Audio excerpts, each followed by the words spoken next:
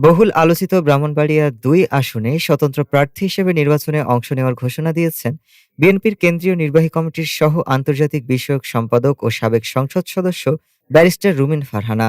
ত্রয়োদশ জাতীয় সংসদ নির্বাচন সামনে রেখে বিএনপি ২ দফায় প্রার্থী ঘোষণা করলেও শুরুতে ব্রাহ্মণবাড়িয়া-২ ও ব্রাহ্মণবাড়িয়া-৬ আসন ফাঁকা রাখা হয়। পরে জোটগত সমঝোতার অংশ হিসেবে মঙ্গলবার ব্রাহ্মণবাড়িয়া-২ আসনে জমিয়তে উলামায়ে ইসলামের প্রার্থী জুনায়েদ আল হাবিবকে মনোনয়ন দেয় বিএনপি। ফলে আলোচনায় থাকা সত্ত্বেও দলীয় মনোনয়ন পায়নি রুমিন ফারহানা। মনোনয়ন না পেলেও তিনি স্বতন্ত্র প্রার্থী হিসেবে নির্বাচনে অংশ নেবেন বলে বাংলাদেশ প্রতিদিনকে নিশ্চিত করেছেন তিনি। রুমিন ফারহানা জানান, মনোনয়ন ফরম সংগ্রহের আগে তিনি সম্মানের সঙ্গে দলীয় পদ থেকে পদত্যাগ করবেন।